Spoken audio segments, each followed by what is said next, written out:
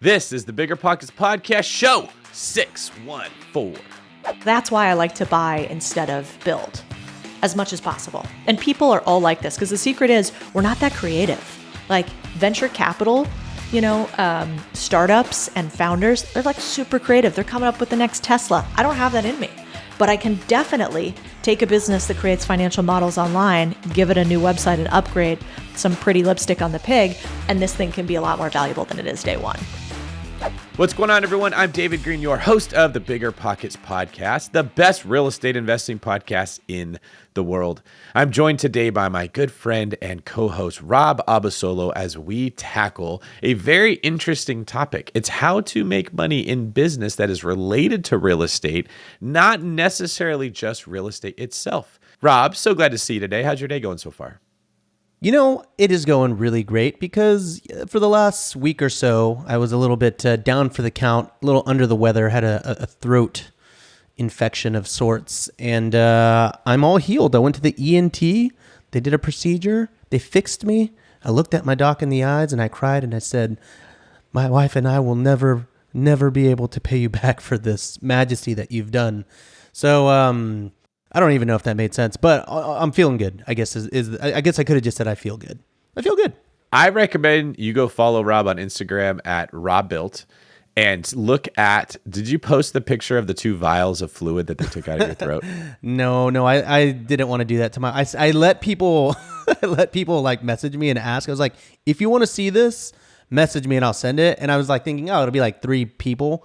And it was literally like 50 people. They're like, well, I stopped after 50. I was like, I can't do this anymore. But I feel a lot closer and more connected with my followers now. So that's good. Yeah, that's a pretty intimate thing to see what they pulled out of your.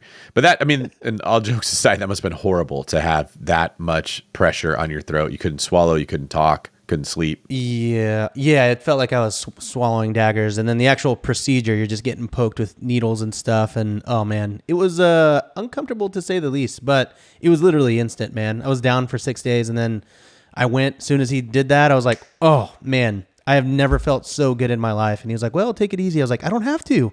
I'm back, baby. I can podcast again. I was nervous we were going to have to postpone this. Well, speaking of never having felt better, today's guest, Codie Sanchez, is an amazing business person who takes what she learned at Goldman Sachs and other private equity firms about buying businesses, evaluating businesses, analyzing businesses, and now practices that in her world. Now, Codie does own real estate, and she often buys businesses involved in real estate, but she also buys and sells businesses that function like real estate, meaning you look at it, you see what it cash flows, you see what the return on your equity would be, you see how much work it's going to be, and then you go forward. So in today's ever increasingly difficult market to find cash flowing properties, we've brought you an alternative that is still related to real estate, but not directly real estate if you're looking to increase your cash flow. Rob, what were some of your favorite parts of today's show?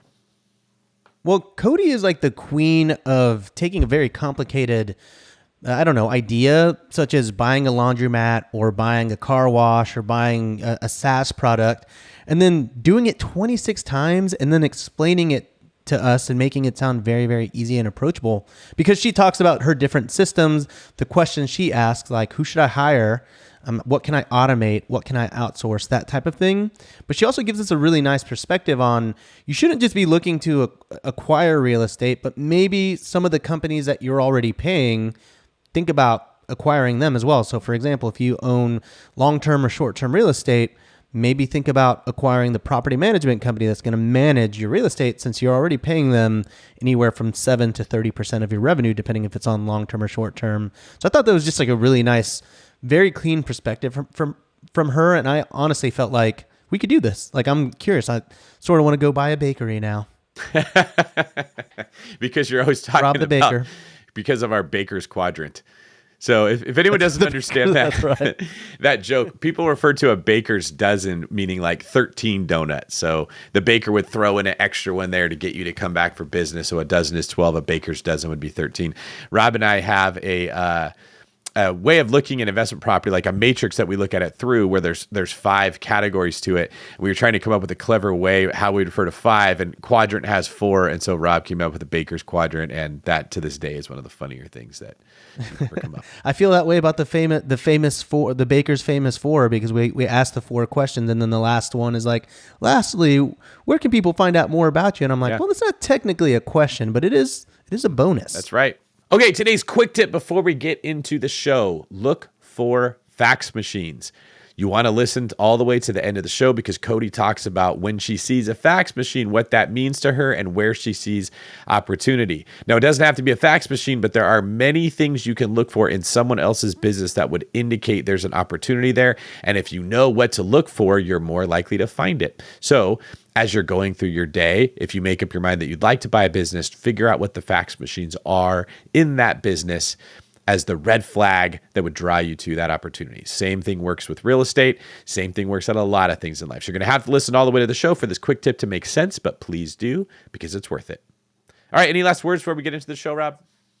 No, man, like I mentioned, almost didn't make it today due to the sick stuff, but I'm so glad I didn't, because I think a lot of people are going to leave this episode wanting to buy a bakery. I'm calling it right now. We're going to have a lot of bakers, a lot of real estate bakers. It's a bakery revolution. Codie Sanchez, welcome to the BiggerPockets podcast. Thanks for having me.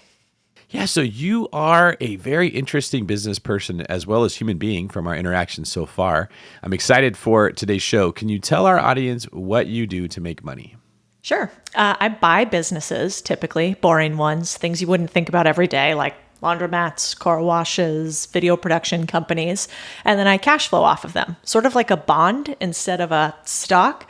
I don't buy, companies that I think are always going to skyrocket. I buy a company doing a certain amount of profit, a certain amount of cash flow, and then that I want to hold for a long time and continue to reap the rewards of it. So that's most of what I do. Then I also run a media company called Contrarian Thinking, where we talk about all this kind of jazz. So it sounds like what you probably do is look for a business with some form of cash flow, much like real estate. You make an offer on it based off of its current cash flows, but you see a way to add value to that business to increase it, which would also increase the value, and then you have the opportunity to exit. Is that fair? Yep, that's right. It's sort of private equity 101, but this is called micro PE, so we do it on a little bit smaller scale. And we don't always have to grow them, actually. Sometimes we just want to own them. Now, did you learn to think this way from investing in real estate? I know you own some real estate. Which came first, the businesses or the real estate? Oh, that's a good question. No, I was investing in, at least from an investment standpoint, I was investing in businesses first. So I did the traditional route of like Goldman Sachs and, how do you know somebody worked there? They tell you immediately within meeting them. But like, Wall Street, a bunch of different alternative investment managers and in the private equity sphere. So I've done a lot of deals over my years. And I just saw that I was putting together these really big deals with some of my partners in varying PE firms or investment firms. And, the main guys were taking home a ton of money. And I sort of sat there thinking, wait a second, if they can do this for $100 million deal or $1 billion deal, why can't I take the exact same process, maybe a little simplified, and apply it on like a 50,000 or $100K deal and then scale up from there? And so that's what I started doing, was just applying it sort of in a real estate term, applying it on like maybe my first like little tiny studio. And then I would go up to a 1-bedroom. And then eventually I made my way to multifamily or industrial or whatever you want to call it. You know what this sounds like is when we would interview someone that was a CPA or they were a bookkeeper and they worked for a big firm and they said, man, our wealthiest clients tend to own a bunch of real estate. And that's what got them wanting to get into it. You it sounds like you were around people that were doing really big deals, pretty smart, and weren't intimidated by the thought of buying a business, and you watched what they did and said, hey, I could do that too. Yeah. Also, I want to point out too that you were like, I went the traditional route of Goldman Sachs. Yeah, Goldman Sachs. And we were putting together $1 billion businesses and $100 million deals, and I thought, why not do this on a smaller scale? Usually, people start with the boring businesses and maybe work their way up to something like that. Well, I like using house money, man. I mean, I was actually scared on my first deal. I didn't want to, If I had to go out right now and I had never bought a business and buy a business, put down my own capital, or hell, get a loan on it, it sounds scary, I think. I don't think it sounds that scary to get a mortgage on real estate. We've sort of normalized it, but we haven't really normalized going to get a loan to buy a business with a personal guarantee on your assets. That's scary. But because I did it first with house money, even though they were bigger deals, like I couldn't, it's not like they were like, well, I'm going to take your salary, Codie, if this deal goes sideways. It was like, maybe I could get fired, but I couldn't like lose everything. And so that's what I think maybe not that scared about it. And that's why we talk about it a lot publicly, because I had one CEO who told me, we get rich quietly here, Codie. We get rich quietly. And I was like, I think other people should know about this. And now I can't shut up about it. And if you guys follow me on Twitter, apologies, you already know that. Can confirm. I follow you on all of them, Codie. You're very active on all the social medias. So I have a question here. I mean, when you're evaluating these deals, obviously there's like a very specific way to evaluate a real estate deal. If you're looking at an Airbnb or multifamily, you're looking at things like cap rate, cash on cash return. There's a lot of kind of standard procedures when you're looking at an Airbnb, for example. If you're looking at buying a car wash or, a laundromat or something like that, is it the same scope of procedure? Like, are you looking at it the same way that you would any typical real estate deal? How does that differ? Yeah, there's probably just slightly different terms depending on if it has real estate, involved in it too. Lots of people use cash on cash return, so that's pretty similar. Most people think about valuing a business on a multiple of profit level. So if I make 100K, I want to buy a business for anywhere from, let's call it 2 to 7x my 100K. So for, 200 to 700,000. So those are sort of some of the main ways. Typically though, when I think about a deal, because businesses can cash flow more than real estate on the total amount that you put down or the total amount you buy the business for, I'm really more interested in, can this deal make me X amount of money that is worth my annoyance that running any business or buying any business or doing any real estate deal is going to do. And so I usually think about it like, I need a deal to cash flow me at least 100K for me to want to do it. In the beginning, that might have been like, I need a deal to make me 2K a month, and that would be enough. So you can kind of figure it out this way. In real estate, I think a lot of times, you want the rent, and certainly in Airbnb, you guys do really well, but oftentimes you want the appreciation too. I really just want the cash flow in my deals, and I think of the appreciation as like the extra sprinkles on top. Yeah, that was kind of something I was interested in knowing more about too. Like, let's say you buy a car wash, you're obviously buying that business, but you're also buying the lot and all of the materials and all the structures and all that stuff too, right? Typically, yeah. So for a car wash, you would. So that's a pretty real estate or asset heavy business. A laundromat, for instance, you wouldn't. You just want to lock in like a 10 or 12 year lease, a long lease, because they're expensive to build out. Most of my businesses, you wouldn't own like real estate on them, or you wouldn't have to. You might own equipment like trucks or tools or machines. But I would say, like the asset heavy ones are things that blur the line, like, mobile home parks, car washes, RV parks, things that are pretty asset heavy, as opposed to most of the businesses, you don't have to buy the real estate.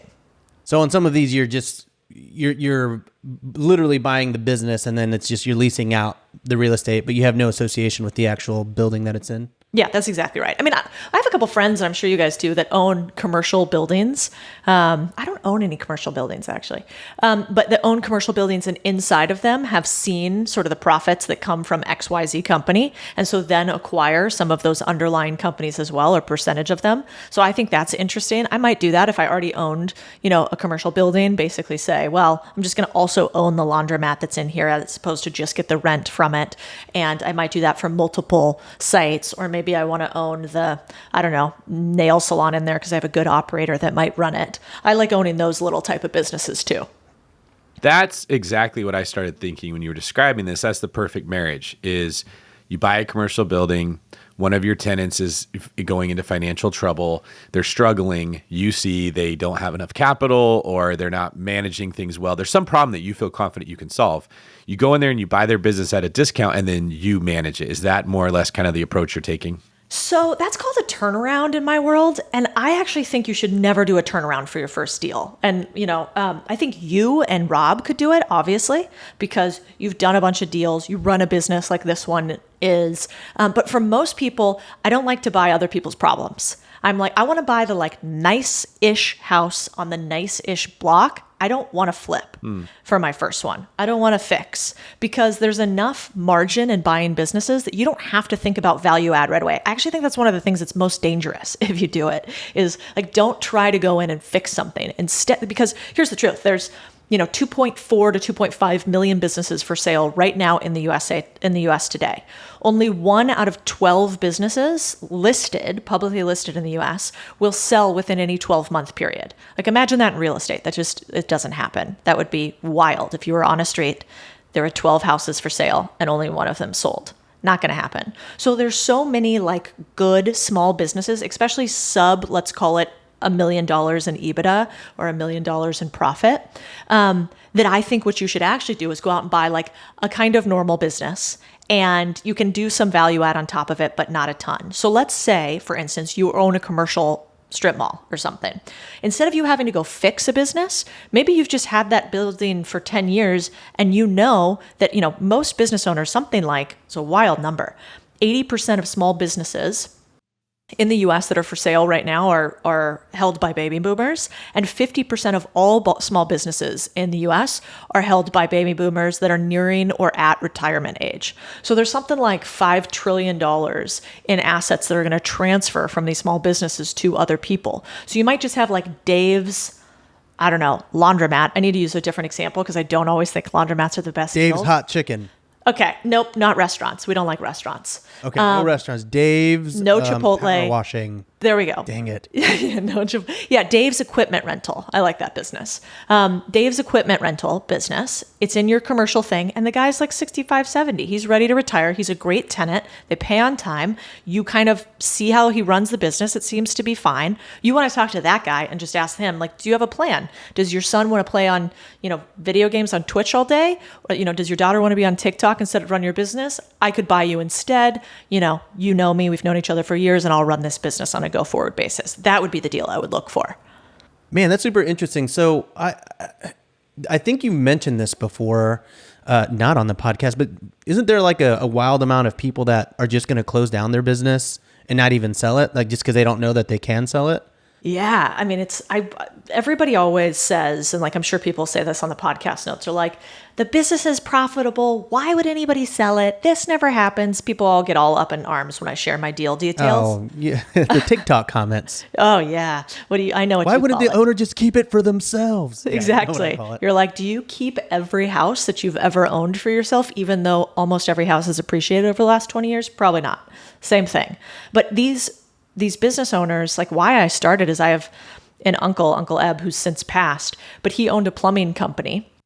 And why I started talking about this more publicly, or thought it might be interesting, maybe I thought people would think it was boring, was because he had a business that was doing $5 million in revenue and about $2 to $3 million profit.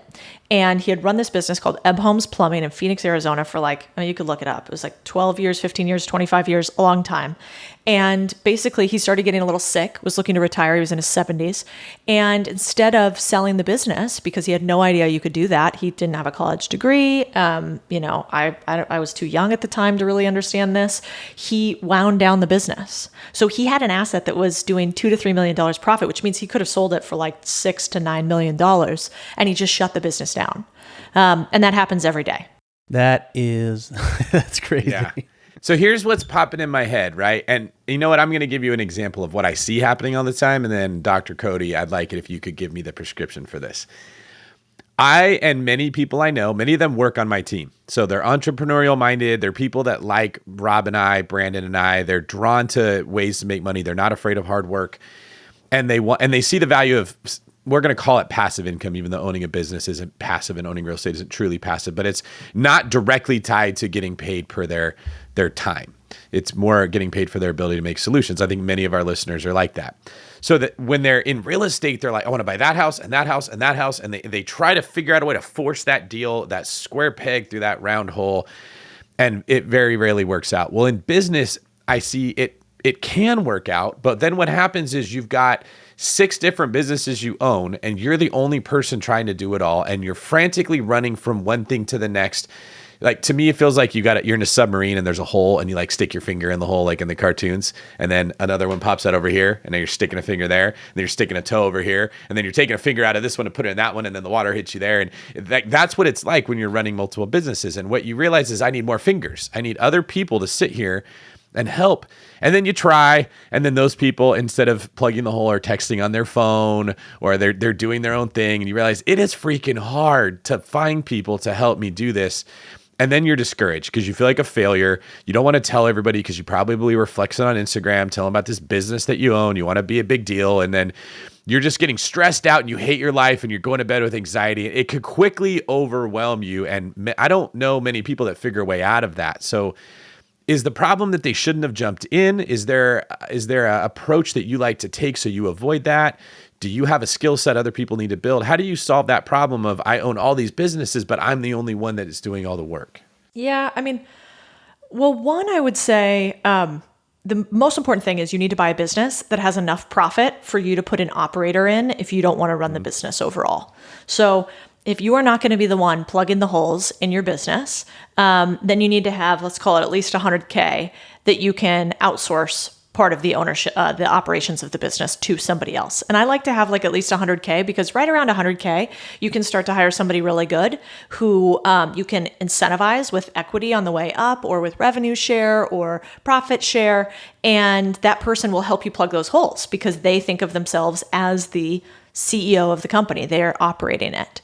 And then you just have to do really good on your hiring. And what is annoying, I think, is with all the hole plugging, that's usually when you have sort of executioners, people who just execute on tasks, as opposed to somebody who operates and thinks about the business from the highest level. And so that's what you want. I sort of recommend that everybody mess around and get their hands a little bit dirty for their first deal in buying a business, because if you've never led a team before, or you've never run a business, how are you going to know if you have a good operator or not? I think that's really hard to do. So that's what I would say is, first thing, make sure you have enough profit to layer somebody on top of it. And then, to your point, there's 2 ways to play this game. Decentralized leadership, which basically means you do a ton of work up front to hire the right kind of people, and you put systems in place to monitor them. But mostly it is it's like a colonoscopy to start, followed by, at the end, this person is like massively trusted. You're not watching their every move. You're not micromanaging them because you did a lot of the upfront work. And now you just have systems in place with KPIs to make sure that they're still running the company well. Option 1. Option 2 would be you have, a process whereby you have your hands involved in a lot of oversight. And that, I think, is where people get stressed out. Like, my businesses, by and large, do not call me. And instead of calling me, they would call the COO, who sort of runs the operations. I have now only 2. I used to have 3 businesses I was actively involved in, and now there are only 2 businesses that really take up my time during the day. The rest of those businesses are like bonds. Like, I don't call to check if AT&T is going to pay me the right amount each month. They just pay me the right amount. And that comes with hiring right and structuring the deal right, in my opinion. I think you said a lot of good stuff there, because a lot of people... they either want to get into a business or get into an establishing business, like let's say real estate, but they don't want to work. And I understand that, right? But I also think that you have to earn your right to not work. And so I get a lot of people, like students of mine, that want to start Airbnbs and they just want to go straight to a property management company. They want to hire someone to set it up. They want to hire someone for every aspect of it. And I'm like, dude, you haven't done this yet. You need to learn how to fail several times, and you need to fall on your face, and you need to understand what it is to manage it, to deal with cranky guests, to deal with water leaks. You need to do that for at least 3 months before you go and hire it out and pass it on, because how can you communicate with the people that are running your business if you don't even know how your business runs? So I like that you said that you should get your hands dirty, because I think that's pretty applicable to pretty much every facet of real estate. I totally agree. I mean, the other thing is, quite honestly, I don't know, it's something about real estate and businesses less, I think, because people know that there's lots of levers you can pull in businesses. There's not as many levers you can pull to make changes, good or bad, in real estate. I don't know. Correct me if I'm wrong. You guys know more about it than I do. But for some reason, I find sometimes real estate attracts people who are like, well, I just buy this thing and then I cash flow on it and that's it. and then I never have to do anything again.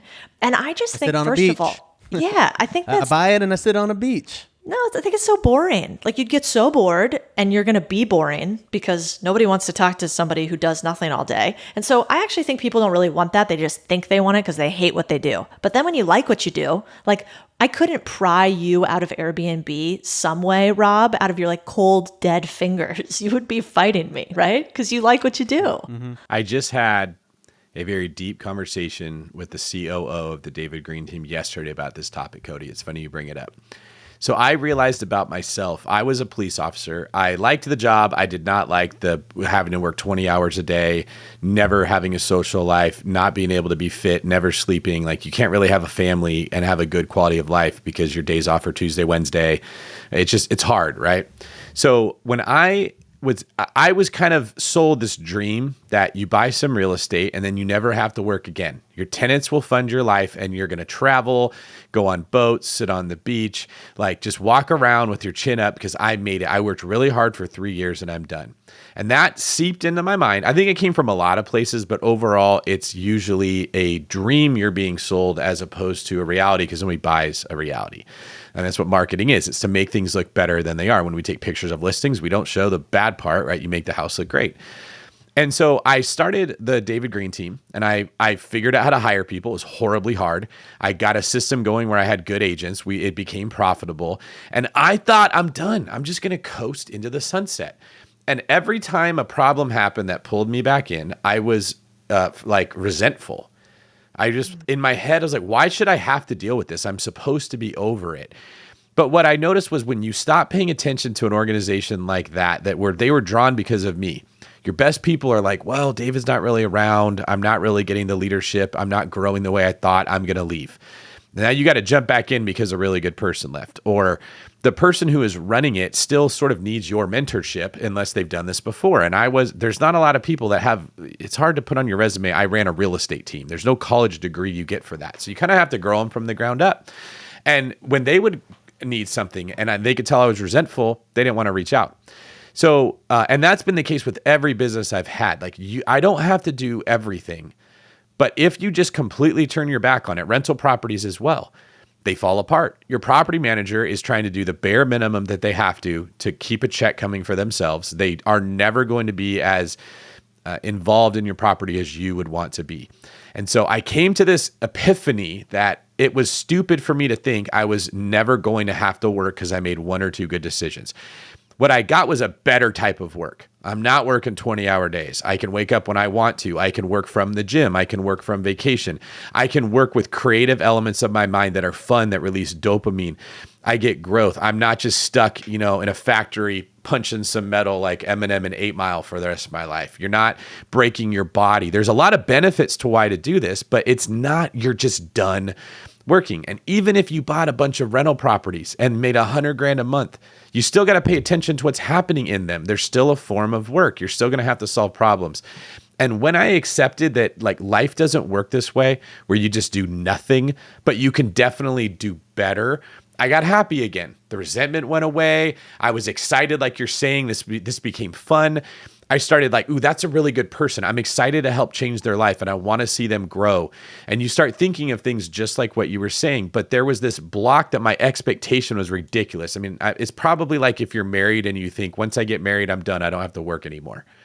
Right? Now I'm in a long-term relationship. I can let myself go. I don't have to pursue this person. That's probably the opposite, right? You're going to work in that relationship, but it should be work you enjoy because you like the person. Is that similar to the approach that you've seen?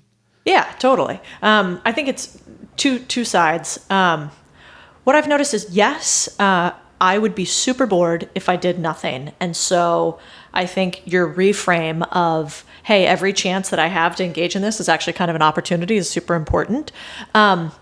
There are some businesses, so I've had businesses kind of like the ones you talked about that really require a lot from me. I just sold one. I signed the deal yesterday, actually, because it was too much, actually. It was like exactly what you talked about. It was not enough money for me. And then the guy wanted a lot from me. And so I basically said, I'm out, you can buy me out or somebody else can, but we're going to sell this side of the business.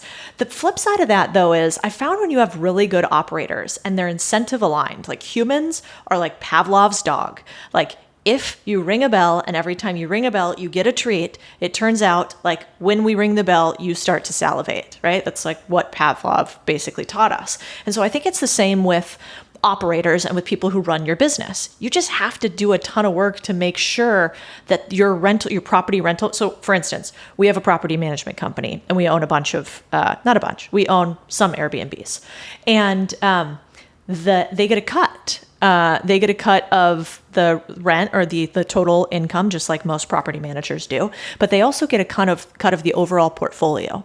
And they get an opportunity for us to put up capital and them to do new deals and them to get equity in those deals if they find the deals. And I learned this from my other friend, Alex, who runs the same thing and now has a commercial loan on his portfolio. And this guy who runs it is more like a CEO than just, running a few property managers, a few properties as a property manager. So I actually think the key is really finding good people that are better than you. Like if he brought me in to run this property management company, I would be a mess. Like definitely the business would not work because he's better than me. He's incentive aligned and he wants to keep making money and seeing this grow because, the bell rings and the treat is there every time.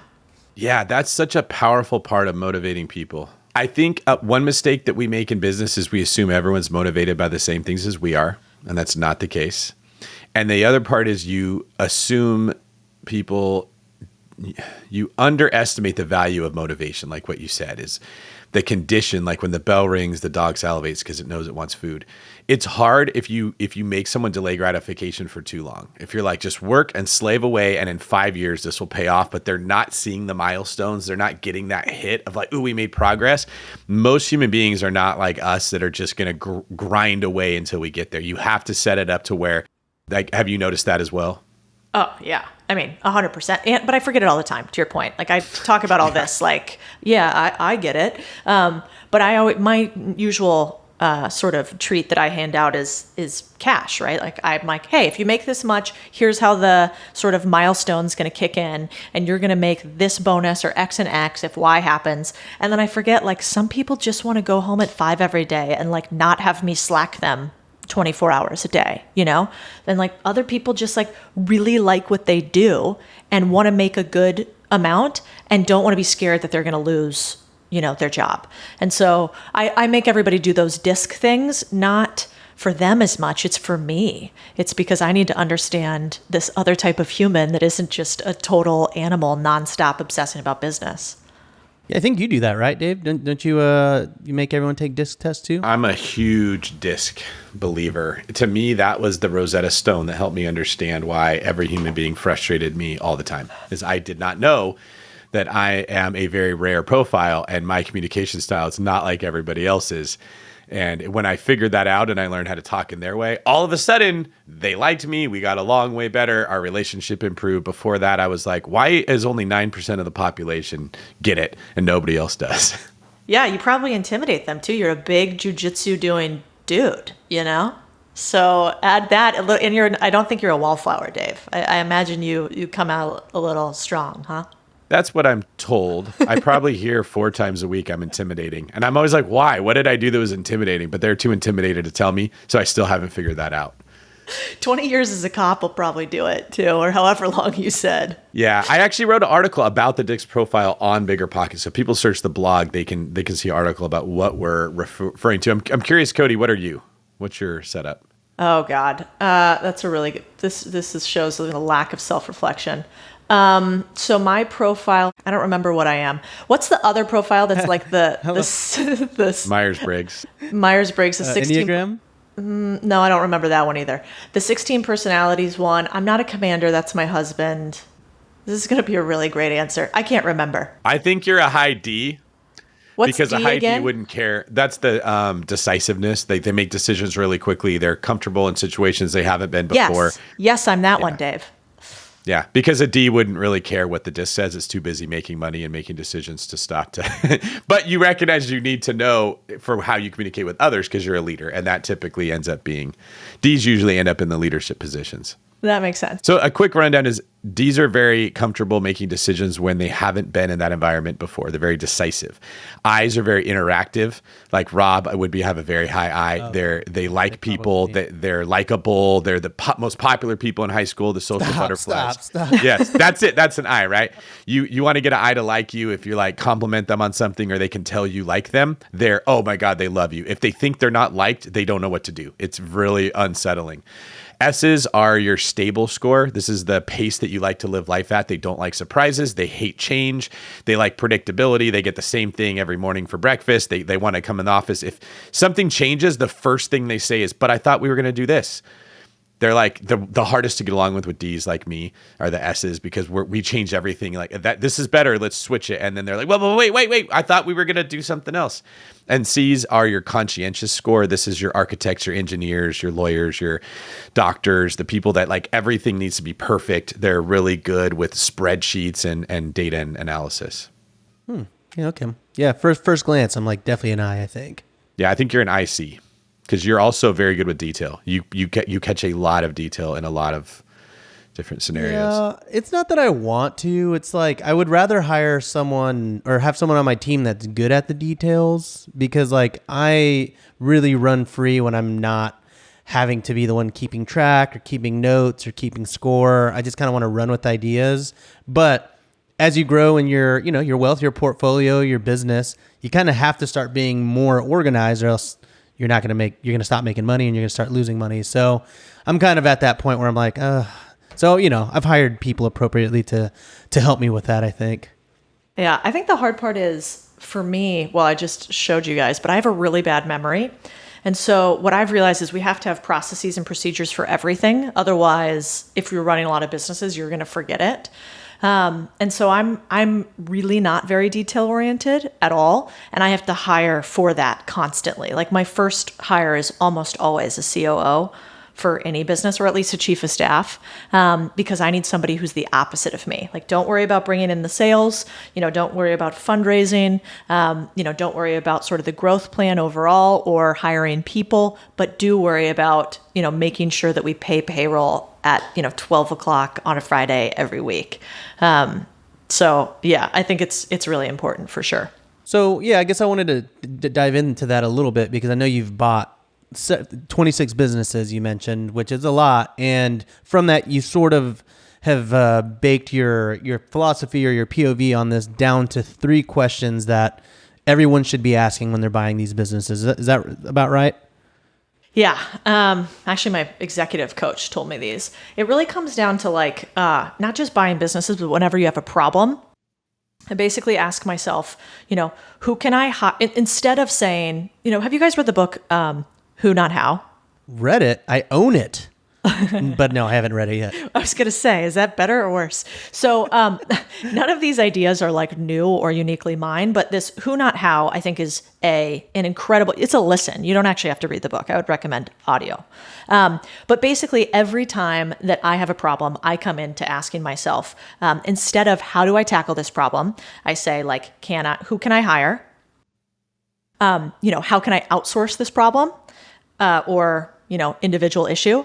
Who can I delegate to, on this instead? And I also ask myself, can I buy it instead of build it? And so we have like these series of questions that I'm always asking myself instead of how can I do this? It's can I buy it? Can somebody else, run this business for me? Can I delegate this task instead? And I kind of go back and forth between those 3 or 4 questions almost every time. We interviewed the author of that book, Benjamin Hardy, on episode 425. If people would like to listen. Man, you looked that up really fast. It's my high D nature. Things have to get done quick. So we've talked about who to hire. I guess let's talk about what can I buy or can I buy it? Because I know that that's something you and I have talked about several times where I'm like, man, I want to just go and build this. And you're like, well, can you just go and just buy something that, even if it's not nearly as good as what you want it to be, that you can make work? So is there a reason here? I know there is, but what's your personal reason for always just buying something that may not be working? And is it because of the value add component that you can add to actual value, increase the value of your business? I think I just don't really like risk. So if I can buy a business, I already know that I'm operating with some level of profit or cash flow. And so people might think it's risky to buy a business, but I actually think it's much less risky, because if I build something, I've got to put a bunch of money down on hopes of future dreams, right? I suppose it's the same with real estate. It's like, no, I'd rather buy this house that's done. I could build it, which could mean that it's cheaper, let's say, to do it, but it's going to take a long time and maybe I don't have all the expertise on it. And it's the same for a business. So like, for instance, I want to own I want to own a bunch of financial models and tools for our main business, Contrarian Thinking. That's the one that I play with the most these days, where we basically go and we talk about how to become financially free in your mind, free in your bank account. And I want to own a bunch of models. So basically, here's a due diligence checklist. Here's a mobile home park model, and I would like to build out this suite of products. And so I was starting to think about, okay, well, I'm going to hire a bunch of my analysts. I'm going to have them build out a bunch of these models because I don't want to do it all. And then I'm going to put it here, and we're going to have this marketplace of stuff people could pick from. And then I was like, wait a second, there has to be some terrible website located on the internet that's built in the 80s that's full of financial models. Those don't actually change that much. We could slightly tweak them. Why don't I just buy this business? So I started reaching out to a bunch. I looked up this one company. I think it's called eFinancial Models. Creative name. Terrible website. Terrible UI UX. They wouldn't let me buy it. He's based in Zurich, but if you're listening, still interested. But then I found another business that's similar to it, and it would cost me in time and hours probably, I don't know, $100K in a couple months to build out what I want to build. And I think I'll be able to buy this business for maybe $200K. So you save me 3 to 6 months on it. I pay a premium of 2x on the business. And then, but it's rocking and rolling day one, and it already has income coming in to start, profiting off of. So that's why I like to buy instead of build as much as possible. And PE people are all like this, because the secret is we're not that creative. Venture capital, startups and founders, they're super creative. They're coming up with the next Tesla. I don't have that in me, but I can definitely take a business that creates financial models online, give it a new website and upgrade, some pretty lipstick on the pig, and this thing can be a lot more valuable than it is day one. So on that financial modeling business, are you actually planning to cash flow on that business, or is that just like a value add that's going to be part of the Contrarian Thinking brand? No, I'm going to cash flow on it. So this gets to the point where I guess we could talk about ecosystem or satellite businesses. So in my land, if we think about Contrarian Thinking, it's a media company, similar to BiggerPockets, right? Much smaller scale. But I don't know if you Dave, have you guys ever grown through acquisition at BiggerPockets? I know acquisition of real estate, obviously, but anything media related? I believe in general, it's typically in-house organic. Yeah.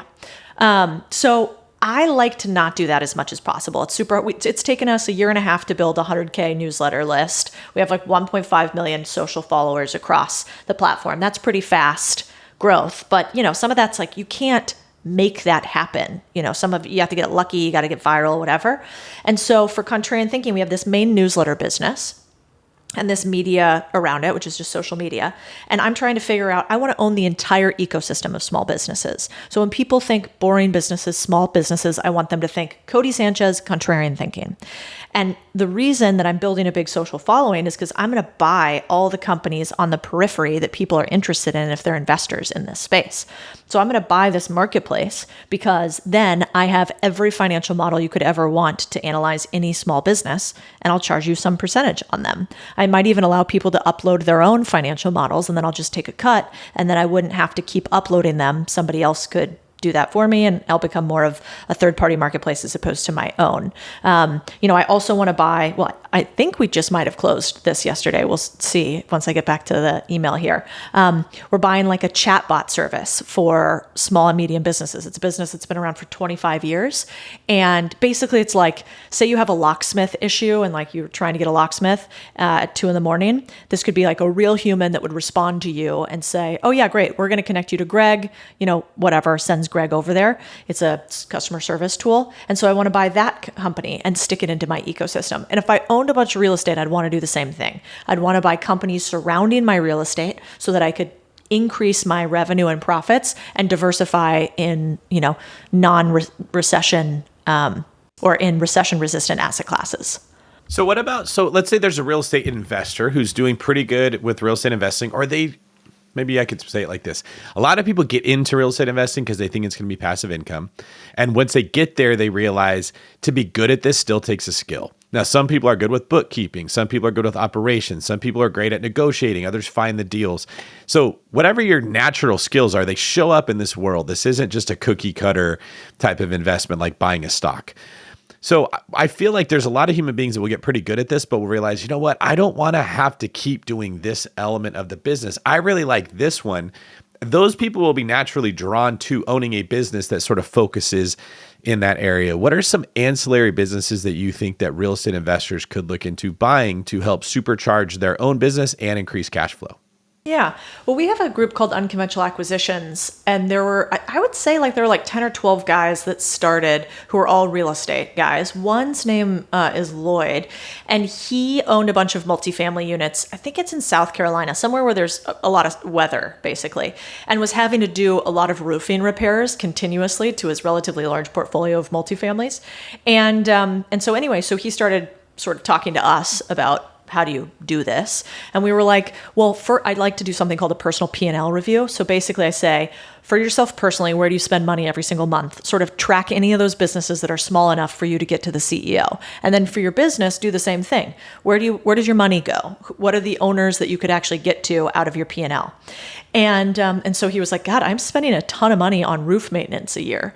He's like, why don't I reach out to this guy and see if he'll let me buy his business? And I was like, okay, definitely could do that. But Lloyd, you've told me before, like you don't want to work a ton more and you don't want to operate this business. And he was like, yes, both of those things are true. I'm like, okay. So instead, why don't you reach out to this guy and say, hey, I calculated that I give you, I don't know, $200,000 a year in revenue from my properties. I also have friends that have properties of X, which would equate to Y of total revenue for your business. What I'd like to do is I'm going to buy a roofing company. It could be yours. It could be somebody else's.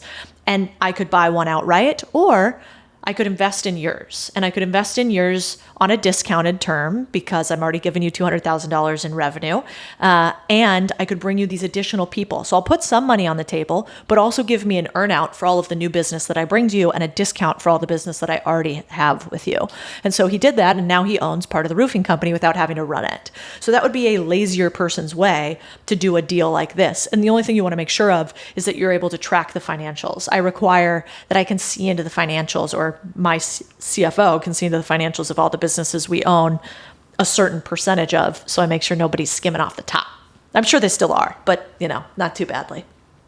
Yeah, that's actually really smart. And I think you even mentioned this earlier about you kind of own your own property management company. And that is starting to make a lot more sense to me, where I am starting to hire more people in the Airbnb businesses, like interior designers or property managers. This is a whole like rabbit hole we can go down towards, but it's starting to make a lot more sense to just sort of absorb not necessarily companies, but freelancers that kind of have their own business in kind of becoming like it sounds sort of like what this guy's doing, like a super affiliate where you do own part of it, but you're the one that's fueling all the leads that come into that business. And thus you get like a payout from that. Is that sort of what this roofing company is? Yeah, I mean, I call it a rev share acquisition. So basically, you buy something meaningful to you, 30 to 40% of a business, let's say, and you buy it through the revenue that you're already giving the business, and through, because you have a giant marketing bullhorn in your industry,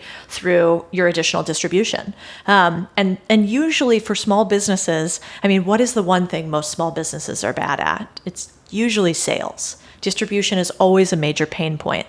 So you can get access to a business sort of two ways without giving capital. One would be get them more customers, so they'll give you a percentage of the business for the additional revenue, or help them cut costs. Helping them cut costs is, I think, never as fun, and it's sometimes harder to do. So I like, if I'm going to do a rev share deal with a business, I'll do it based on how much business I could bring in with them. I mean, we just did a deal the other week where we're investing we're not a majority investor, but a minority investor in a company, and they are raising capital, and we wanted to be meaningful in it, but the level that they're raising capital at, the valuation right now is like, yeah, buddy, I want that too for you, but it's not going to happen in this world.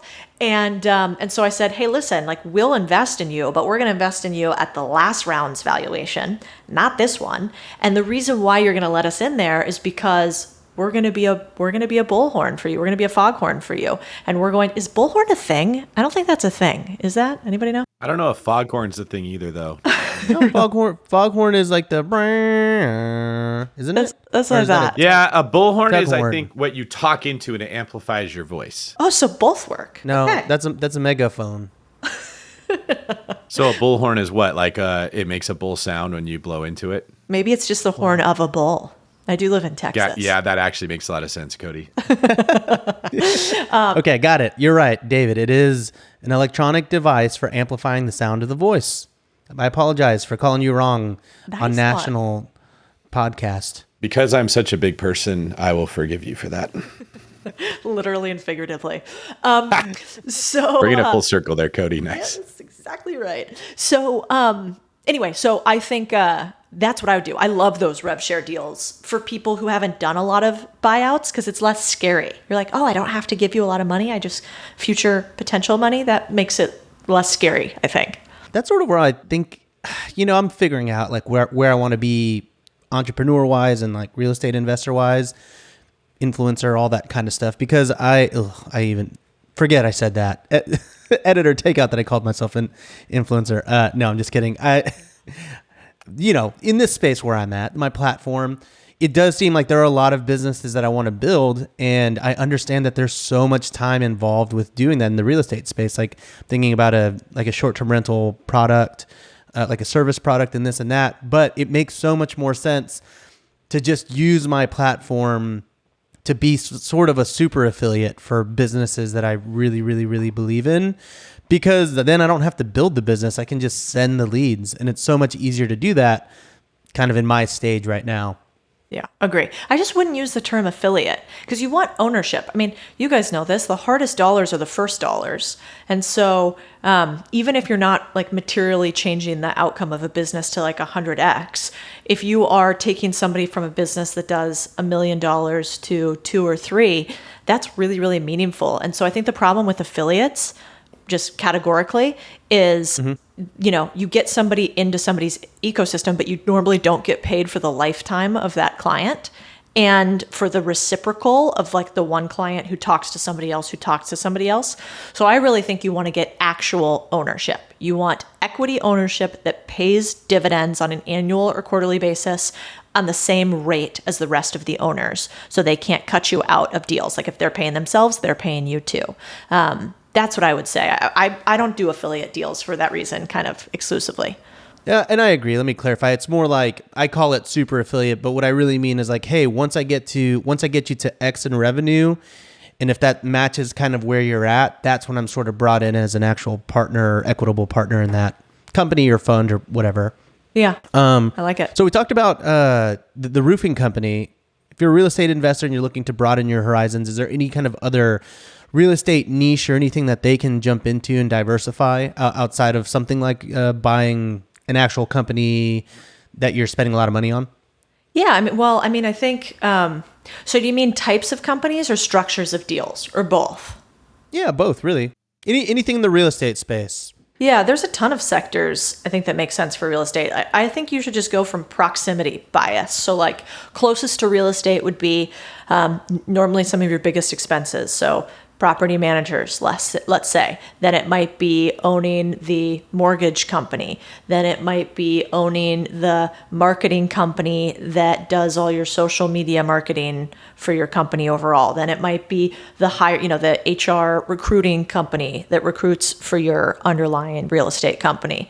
So I think you kind of go out from like what's closest to your business and, move that way. I have another guy that owns commercial property and buys landscaping companies. He's bought like 2 or 3, sold one for 10 mil.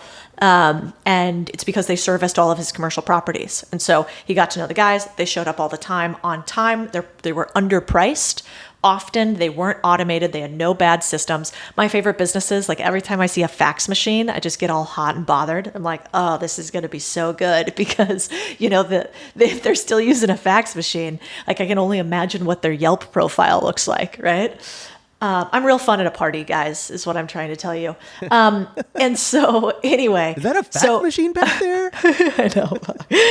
Like nobody's invited her again. But I like those businesses that you can add just a little bit of technology to that are close enough to real estate. So that's probably where I'd go first. Last diatribe here is I also might how you guys probably just see it? Like, how you can see a property probably online or you could drive by it and you're just like, that's a good property. Like, I bet this person does X with that. I don't have that muscle for real estate because I don't see as many deals as you guys do. Like, I've sent Airbnbs to Rob and he's like, nope, 30 seconds. Let me tell you why. I'm like, oh, okay, cool. Got it. And so you get that with deals after a while. So what'll happen is the second you start thinking, how can I buy the solution to this problem instead of build the solution to this problem, you'll start talking to other owners and they'll be like, yeah, I'm retiring. I don't know what to do next. Like I have this business, I'll probably hand it off to the grandkids and they'll burn it to the ground. And you are on them like white on rice. So it doesn't always have to be exactly real estate related. It could just be in real estate. You guys know so many people in the community. Use that to your advantage. It's really great. Well, I mean, there's a couple ways we can go with this. We can actually jump into the deal deep dive and talk about one of them, or you can also, rip apart one of our deals. What do you think, Dave? Let's go to the deal deep dive. I want to hear about a business that Codie has bought. Yeah. Well, let's go with a recent one. I'm going to pull up some numbers here so I'm not lying to you guys because that's not a good way to start a relationship. So we will ask you questions, Codie. We'll fire them at you and you can just fire back. Oh, I like it. Let's go. All right, question number 1. What kind of business is this? This business is a SaaS services business. So it's a business that does like templated processes for hiring. And how did you find it? I have a lot of the reason I am so much on social is so that people will send me deals. So this one of the people that follows me on social sent me this deal. Next question. How much was the deal? This business was $120,000 with an additional $135,000 of earnout. So $55,000. Wow, that's a good deal. Maybe in the 1600s, back when it was a Louisiana Purchase. That's funny. That's a historical deep cut is what we call that. That'd be great for TikTok. That should probably go down as the best real estate deal of all time. Have we ranked like best real estate? The Louisiana Purchase has to be up there. I think that's up there. I don't. Oh, it's got to be up there. I don't think that one's up for contention. How did you negotiate it? So this one was relatively easy. This business, they've been in business for 6 years. It's one of the guy's projects. He has multiple projects, so it's getting kind of no love. And it's a really cool interface, but no distribution on it. So I found it because we use the tool in one of my businesses to hire people. And then just reached out to him. I was like, what are you doing with this? What's happening? Got to know the guy. I never really just usually reach out to people and say, hey, can I buy your stuff? That doesn't usually work out as well. I just say like, oh, I'd love to talk to you. This is a cool business. I get to know the guy and he tells me, yeah, it's just one of the things I run, but I'm really focused on this AI such and such. I'm like, great. And so I ask him a little bit more about the sort of numbers on the business. He tells me, and then we start kind of talking sales. Okay. When you decided to buy it, how did you fund it? This one I bought with cash, not much. It wasn't a huge capital outlay, and I wanted it to close quickly, so $120K down. And then the earnout is that additional $135,000 that he will get, but he's funding me in seller financing over the course of, I believe it's 2 years. Okay, and what did you do with this business? Haven't done anything yet except started to take over the business and run it. It's a profitable business. It's not huge. It probably does something like, $8,000 to $13,000 a month in profit. And this business is one that what I want to do is plug it in with this other company that I'm going to buy. And I already have the operator that's running this new business, and he's going to run both of them. And then I'm going to integrate it into everything else that we do. So like, it would be like, I guess, if you had like a lead gen software or something like that, or a hiring software or something like that for your real estate company. I just want to plug it into my ecosystem, make it easier for my company to grow, and then I'm going to distribute it through our social and media following. Awesome. All right. So far, what has the outcome been?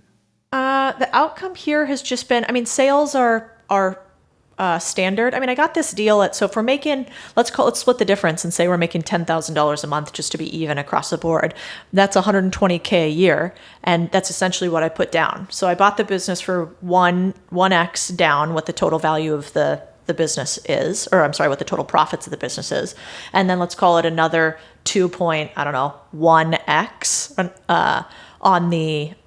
another 1.1x on the future revenue of the business.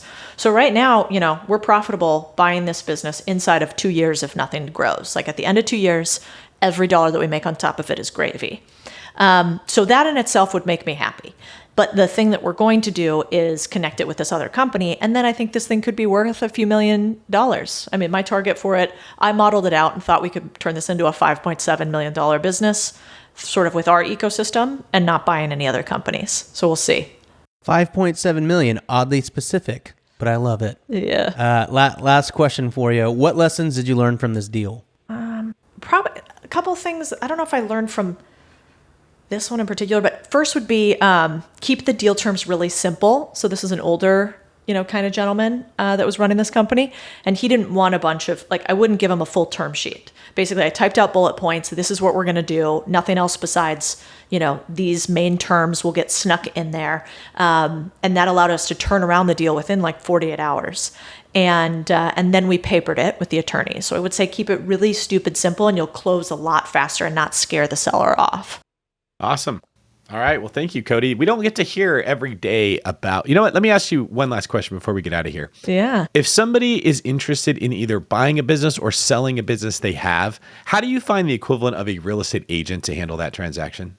Yeah, it's called a broker. You can't really do it there aren't really brokers for you if you're buying a business. You can get on the Rolodex of a bunch of sell-side brokers. That's the norm. So any broker is almost always going to represent the seller. There's not buy-side brokers. Unless maybe you're really big and then you bring them in-house. And those are usually called business development guys. So the way that you find them is you go to somewhere like Quiet Light Brokerage. You could go to e-commerce flippers. You could look on Biz by Sell, and they're going to have a lot of brokers listed that you could work with that are repping deals. And then you start to develop a relationship with them. Like, hey, when you next get a seller that's doing X, Y, or Z, call me if it's these parameters. And I do like to develop relationships with them. They'll give you, especially if you buy something from them once, they know you're a player. You're not going to waste their time. They'll give you a lot of deals. So would you just Google business broker? Yeah, I would go to those three. I really if you're going to buy online businesses, I'd go to Quiet Light Brokerage or e-commerce flippers. But yes, you could just Google business brokers. You could Google, I would try to be more specific. I might say business brokers in this geography. I might say business, HVAC business brokers, laundromat business brokers, kind of narrow down what your specific segment is. Because there's oftentimes specialists and support groups, industry specific groups, basically. So when are you going to buy a business brokerage to make money from businesses that are sold and then get the first shot at businesses that are coming available? Boring Codie business Sanchez takes over inception. the world. Yes. Now everybody Boring knows. business inception. Nobody's listening, right? Funny story, actually. So when I was first starting to do this, this is only funny to a nerd, but I reached out to this company called Biz by Sell. And they have this terrible interface. It's super 1980s. It's not optimized. There's a bunch of trash on the website. And I'm not a billionaire, but I reach out to these people and I'm like, hey, has anybody ever spoken to you about buying your business? I'd like to buy Biz by Sell. And, I don't get a response, and I kind of try to get a bunch of different ways. And then I Google who the parent company is and realize that they're owned by Cormark, which is a $47.3 billion company. And so I have tried to buy business buying sites, but the really good ones are very valuable. Like I bet that company is worth 60 to 160 million dollars, something like that. I'd still buy it at those terms if they would sell it, actually. I just need other investors. But I might invest in two smaller marketplaces that I'm looking at right now. There's not great options to go up against them. Like we need a Zillow or Redfin for businesses that's really well done, and it just doesn't quite exist yet for hard asset businesses. For online businesses, there are some options.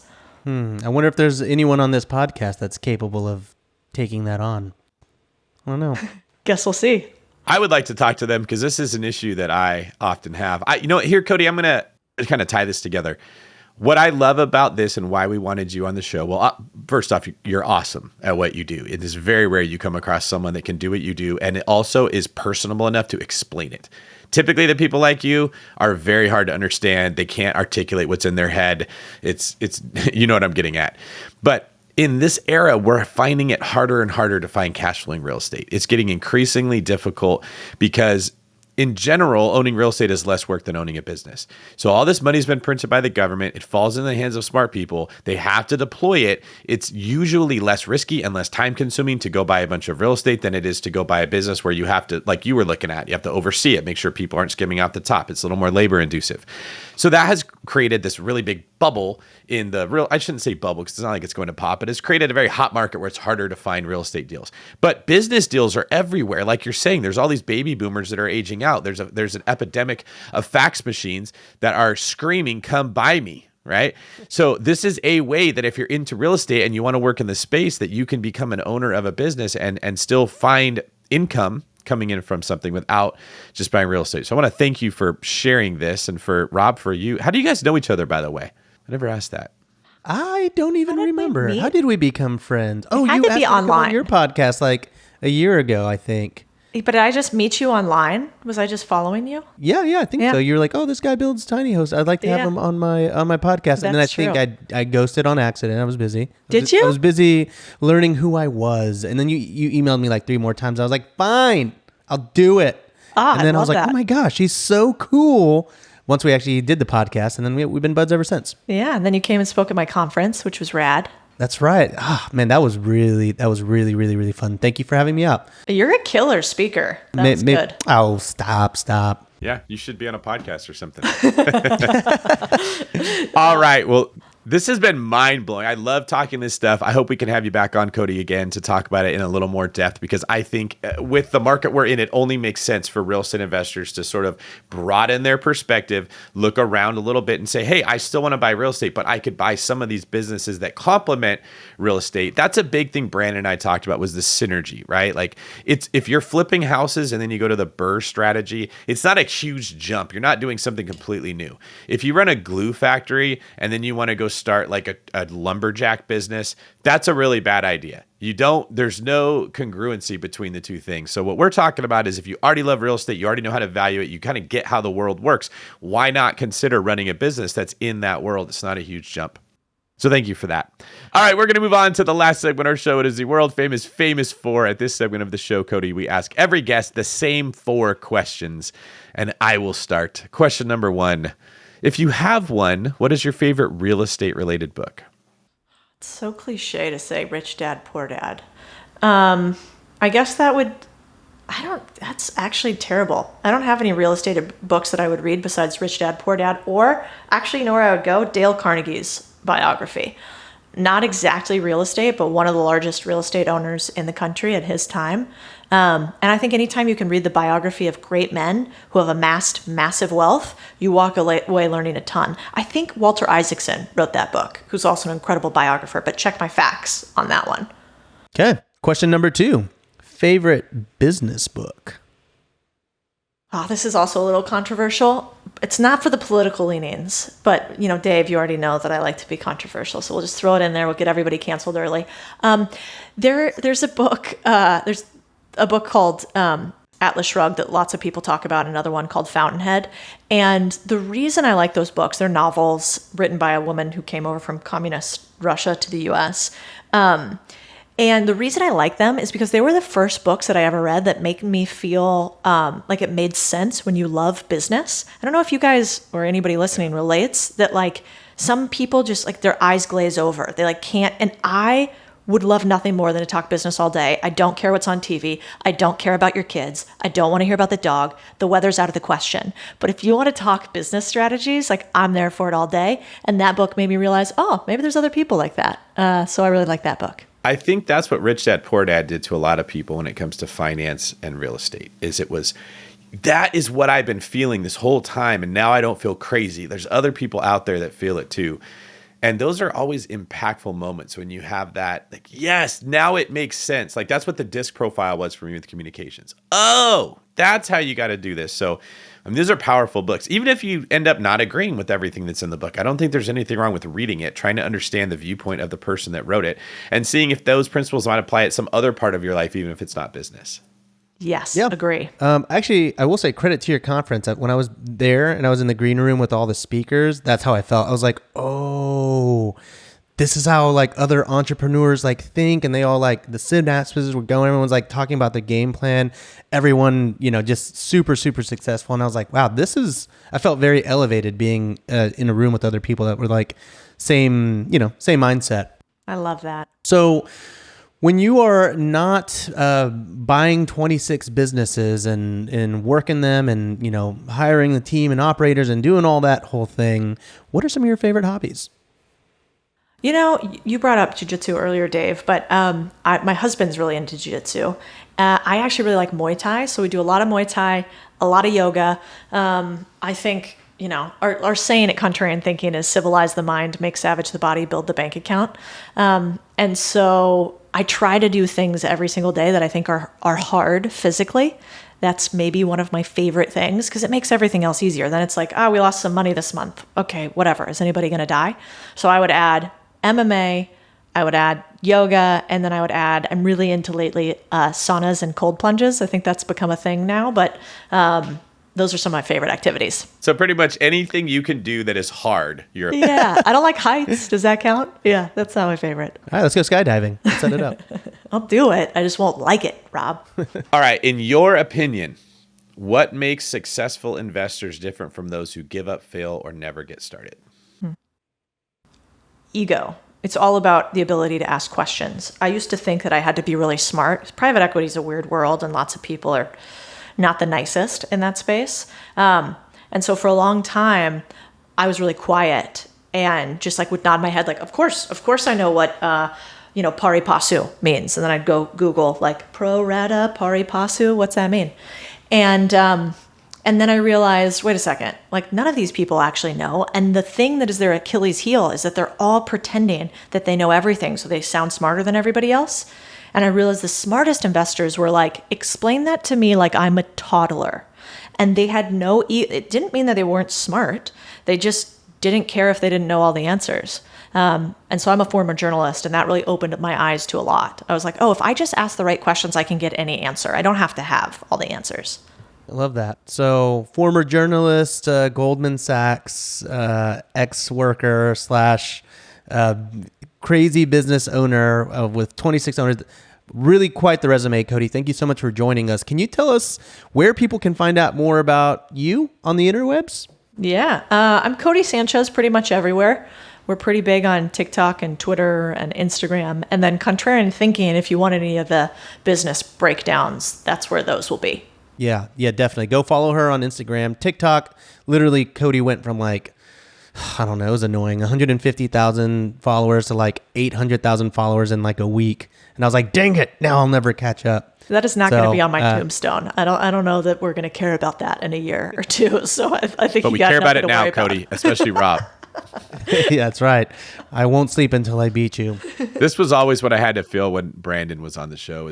He would be like, "Hey, follow me," and he'd get 9,000 followers, and I'd get like 4. Mostly the 4 people that felt bad, like, "Oh, but like, what about David? Like, just give him a pity follow." And what people don't realize is I am perfectly fine with a pity follow. I'm not above that whatsoever. True, he is. Well, I will want to say one quick warning to everybody: go follow Codie. Go follow me at Rob Built, David at David Green 24. what's going to happen is you'll follow us. Immediately upon following us, you'll probably get a robot that follows you back. Oh, yeah. Don't fall for the robot, guys. Don't fall for the robot. They're out there. We're all working on the blue checks. I don't know, Cody, you might have a blue check, but me and David are working on it. Yeah, none of us talk about crypto, so there's your first trigger. Yeah. They talk to you That's about exactly crypto. right. Although You shouldn't I have hate said to it. say it. Now that you said it, it's out there now. Oh, wow. Also, I think like there's a little bit of like Darwinism happening here because I'm like, you guys, if you're falling for these bots, maybe you needed to once because you're never going to fall for it again. Like this is like, your Nigerian You do prince like the from Africa controversial calling. things. Like, yeah, come on, guys, you got to get smarter than the bots. Yeah, I have a lot of people that will send me the screenshot and they're like, "Hey, this is Rability 45678. Is this you?" And I'm like, "No, you're messaging me. This is me. It We've is funny established that you this is think- my account." When you get, is that you? Did you make up another fake account, spell your name wrong on purpose, copy all your own the same pictures from the one you had to the other one, just to message me from that one?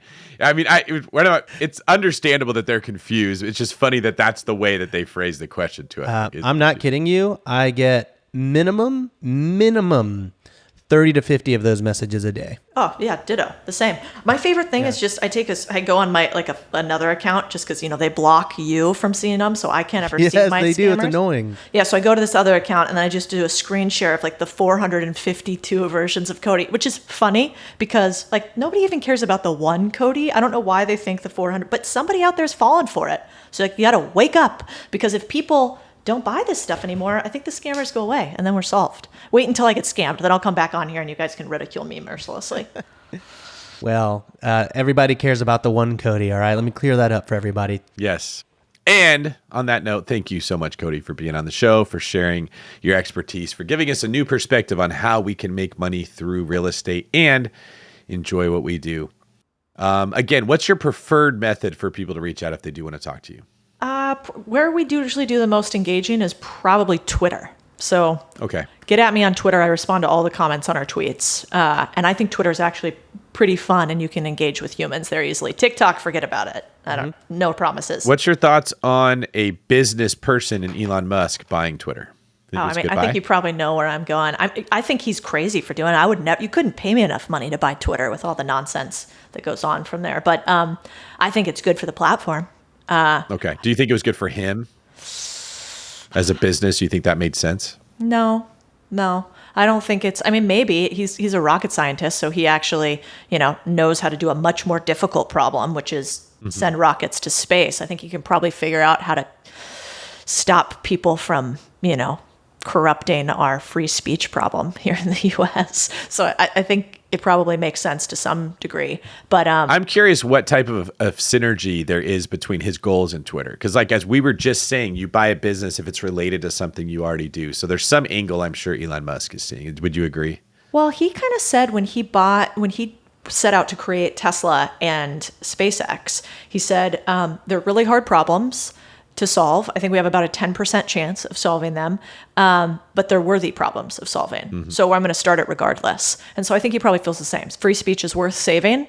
It's a hard problem, but it's worth trying to do. And then he said, it's not in my nature to give up. And so that makes me think he'll probably be successful with Twitter, just like everything else. That is a good point. Rob, what's your preferred medium where you'd like to be contacted? Oh, YouTube. You can follow me on YouTube at RobBuilt or Instagram at RobBuilt. Alrighty. I'm at David Green 24. Facebook Messenger is probably the best way to get a hold of me if you have something important. I'll give you guys a little secret there. It's not a secret now that I've said it on the podcast, but Take. Instagram, we get like 700 messages a day. Facebook Messenger, I get 2. So if you really want to get a hold of somebody important, that's the best way to go about it, assuming they have the app on their phone. That's like my go-to move if I ever want to get in touch with somebody famous or something is until I have a blue check mark, they don't know which of the David Greens it is. So I use Facebook Messenger. And then you can follow my YouTube at David Green Real Estate. Very boring, just like me. Codie, any last words before we get out of here? No, just, go diversify. Try to buy something, even if you don't use money. There we go. Rob, anything from you? I'd say go diversify and, go make money. Or even if you don't have to spend money. Sounds smart. All right. Well, I'll get us out of here. Thank you, guys. This is David Green for Rob, copying Codie's ending line, Abasolo, signing off.